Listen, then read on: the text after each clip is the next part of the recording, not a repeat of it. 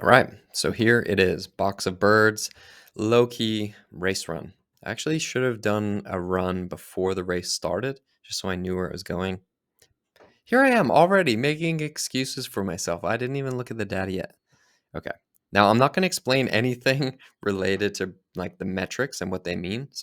Maybe what you should do is if you're looking at BrakeAce for the first time, go check out some of the other videos I did on BrakeAce where I explain a lot of the metrics. So that's not what this is about. I'm just going to look at this as a coach. So you can see I skipped past that first graph, and that's what I almost always do.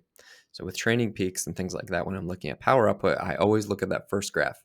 But with BrakeAce, I always skip past it. Okay, so now with box birds, you'll know that if you've seen my other videos that I helped Tyler, my friend, get the KOM on this same exact trail. This was a little different. We did a few more of the easy lines. Uh, Still tricky if you ride it fast, but check out that video where I helped him get the KOM, and you can really get some perspective on what's going on in the trail because we have some views of him going down the trail, and then also his POV. Okay, so I'll just go straight to the key opportunities. So there's second key opportunity, third key opportunity, surprising, first key opportunity. Okay, I know where those are. Those are on some switchbacks. I got some work to do there. This one though, interesting. I'll make sure that my camera, let me just check, make sure you can see that. Okay, you can see that. All right, so key opportunity 2. So what happens is you come out of the forest here and you cross the road, and then you have to go over a log. Okay. Now this for me was a mistake. And this is where I was kind of talking about. You might see I posted on Instagram on my story a few screenshots of this run. I didn't actually get into it a whole lot. I was just showing an overview of the data. I said I'd do a webinar later. Here it is. Um, I thought I overbraked, and the race nerves really got to me. And something I thought I was over that. I've been racing for like 20 years, and I didn't think I got nervous anymore. But I got nervous and I got tired. And then the combination of those two, I just started making mistakes. I wasn't crashing or running into things because I know what happens with enduro. You ride at 90%, make no mistakes, and then you'll go fast. But I was over braking. And this is a great example of me over braking. Now, I noticed it at the time. I was like, Matt, you're over braking, you're over braking, you're over braking.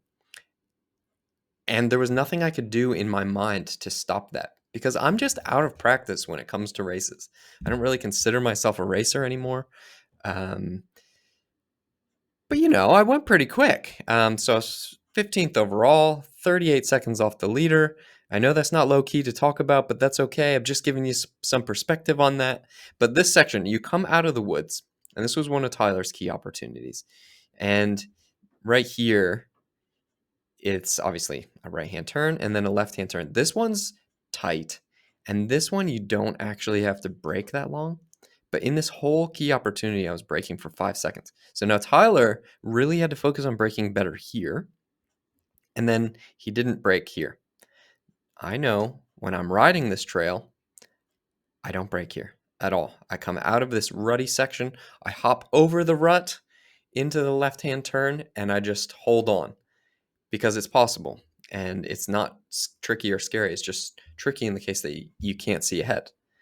Now I braked there for half a second. Okay, so probably not ideal to be braking there for half a second when I didn't need to brake at all. So this is just me being out of practice for it. It was just with the rear brake too. Oh my God. So it was just like a little, I'm scared, help tap. But, this is my second key opportunity. Overall, the flow score is at 8.7. And in terms of all my braking, it's 10% of all my braking done right here, where I really could have avoided that. Obviously, this one's pretty big, and you actually do have to brake pretty hard there just because it's like ruddy and pretty steep. But you don't really need to brake here at all. And you don't have to actually brake there. So this is the thing where if we're trying to go fast down a hill, braking is obviously the most important part of that, right? And if you take good lines and stay smooth, you don't actually have to brake as much as when you're really tired. Now here I am. Normally I go really fast down this section. and I don't brake because I'm staying composed. So, okay, so the lesson for me there is stay more composed and you won't do this unnecessary braking. So that's the lesson there for me in that section. Okay. All right, so keep my coach hat on.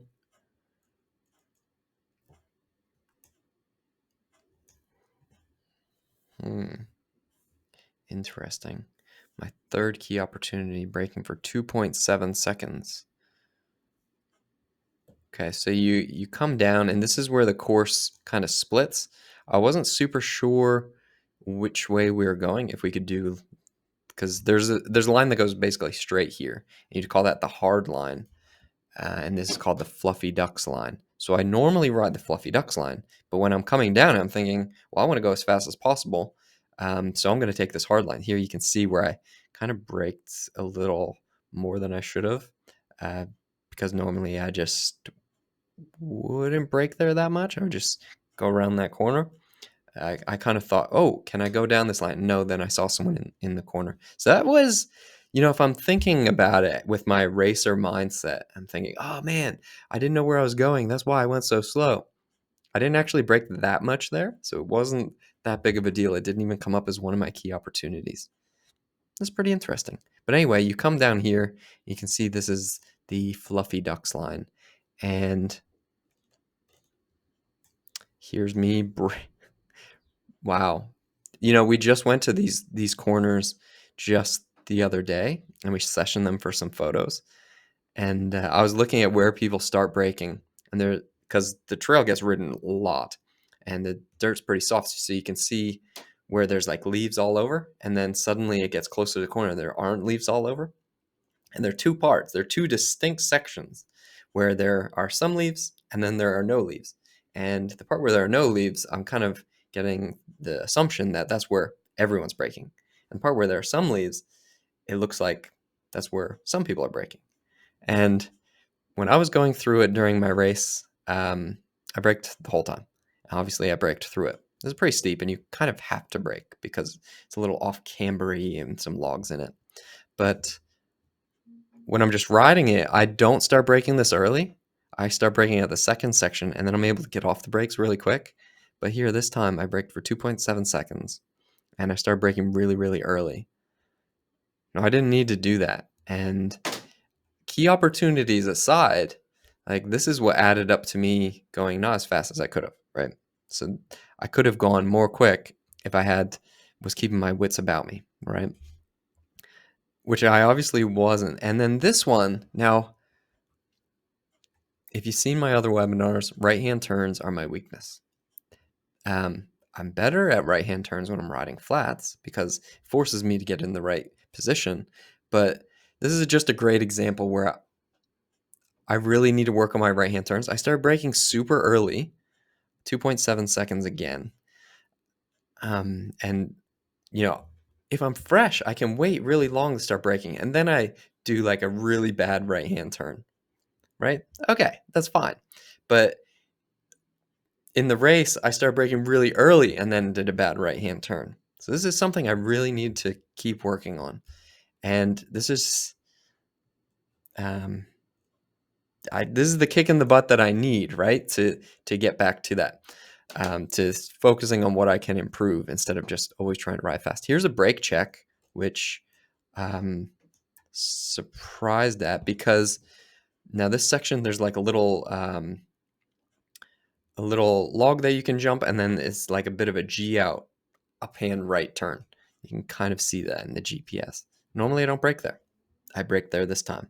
It wasn't a big amount of braking, 0.4 seconds, but I don't need that braking. And that was just like a safety check. Obviously, it was a brake check, and I didn't need it. So it just showed like what I think brake checks represent is when you brake really short. For a short amount of time, it's really light. And what that represents is you're unsure of what's coming up. I'm sure of what's coming up because I've ridden this trail so many times. So I don't need that braking. I know that. So that's interesting for me to see. Maybe a pre-ride would have helped this, but I really didn't need a pre-ride because I've ridden it so many times. Now, this one's definitely, yeah, like that's a key opportunity for me. I don't need this part, so I don't normally brake there. It's still kind of rising here, and then you go into these narrow rocks. So I need to brake here, and then I can let off at the apex as if I'm cornering well. So it's a left-hand turn. So yeah, I got those. But then it goes into like a steep bit with some logs, and you kind of got to get over these logs in a weird way. And like, that's a long time. That's a lot of braking for that section. I definitely don't need that either. I think what I need to do is go ride it again and just compare it to like a normal composed run. But this is obviously showing up as one of my key opportunities. Normally, I have that section dialed, and it would at least not include this, but these all, these all need a bit of work. So yeah, that's interesting to me. Let's see if I can notice anything in the turning analysis. Okay. So yeah, this one, I always think this is a little interesting where you're braking lightly. So you can see like, it's 800 watts, but that's still relatively lightly. So you have that for a period of time and then you brake hard. Now, I don't think that's a great way to do it. So obviously when you're slowing down, you want to get all your slowing down done in a short amount of time. I had downhill tires, plenty of grip. I should be able to slow down right when I want to. So I'm actually braking real nice with respect to the apex. So that's good. But what I'm doing is I'm kind of trailing into my braking and then trailing out of my braking. I think like this part isn't that great. So what you would see with the pros is you might see this kind of a pattern, but you won't see that kind of pattern. And I actually do that a few times, which is pretty not ideal. And this is the kind of thing that I could feel when I was riding. So like, yeah, well, I just need to brake less, something like that. Like, no, you need to understand what you're actually doing, right? It's not about braking less, it's about braking more efficiently. So I guess the point is like sometimes you can feel some of these mistakes that you're making, but being able to quantify them and then going out and trying a new strategy and trying to improve them, that's where the magic happens. And that's what I need to do to myself. So this one, again, similar. That is one of my key opportunities there, but it's interesting to see how I break into that.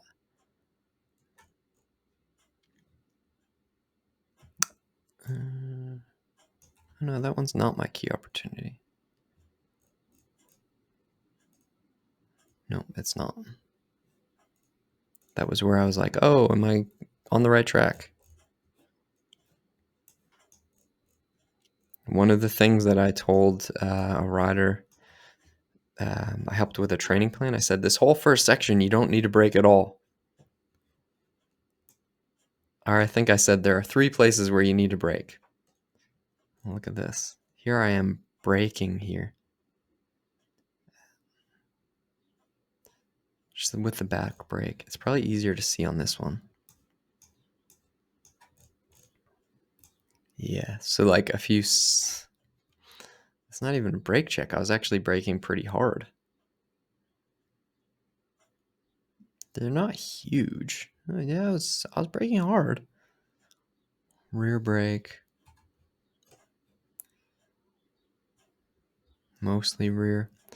So yeah, there are a lot of these where I don't brake at all. I know I only brake about 3 times before I get to this part. And here I am braking 7 times. And the interesting part is that I normally start with even more speed than I started here because we started at the trail. We had to jump rope 5 times and then jump on our bike and go. So I was like sprinting and I was already like in that weird race mode, you know? So this is something that I need to start to or try to avoid. And that only comes with practice. And I guess the good thing for me is that I know what I need to practice, and that's riding fast and still braking smooth. And then I can go back and I can compare this data. So I have that lined up with another athlete to check out his braking, comparing a race run and a smooth run, because that was what my PhD was on. Like, if you pedal down this hill, like, as you would with racing, or if you just coast, you can't pedal at all. You just coast, like, which is faster, and they're equal. So here I am, like, breaking my own rule. I braked 58 times in 5 minutes 38. Wow. Brake health was not great. Usually I'm somewhere about a 90. My effectiveness was also not that great. I just showed you that before in that one turn. Overall, like, they're pretty short events overall, but I did have some brake checks and stuff in there, which isn't ideal. And it's also, like, this is very much not me. 82% on the rear. Normally I'm like 60-40 on, that's just like my standard is 60% rear, 40% front. I've seen some riders 100% rear. You have to check out that video. And I've seen some really fast riders that are 90% rear as well. But then on the same course, another pro will be like 60-40. Now, for me to change that I'm suddenly using a lot of rear brake, it just means I just wasn't riding properly.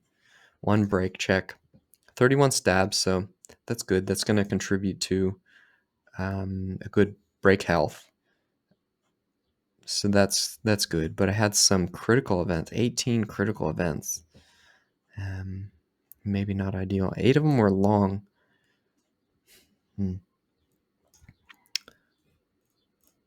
So luckily I wasn't braking too far past the apex on any like standard turns. I did show you that one on one of my key opportunities. That one, yeah, it's this one. Now, I did help a rider. I helped Tyler on this one, and he was able to totally change the way that he braked on this set of turns. And I was just taking videos of him the whole time. I should have just practiced it with him, because he improved a lot here, and I could obviously use some work. So that's interesting, just braking the whole way through 2 sets of turns. Yeah, that's not great. Well, I guess that's me roasting myself a little bit. I got some work to do, so there's another low-key Super D race coming up. I'm not sure if I got an entry for that one. I think I might have missed it, but I still have my number plate from the last time, so maybe they'll let me in. We'll see what happens, but that's coming up in a few weeks. If I'm not racing, I'm going to have another rider racing with BrakeAce, and we'll do the same analysis. And if that's the case, then I'm going to have them do a pre-race lap at race pace. So if we have even more time, I'll have them do like a coasting versus pedaling setup before the actual race. Then we'll have heaps of data to go through. But anyway, that was myself racing. Hopefully you can do better. And hopefully when you have BrakeAce, this data is going to help you ride faster. So I hope you enjoyed that and come back for the next one. All right, sweet. See ya.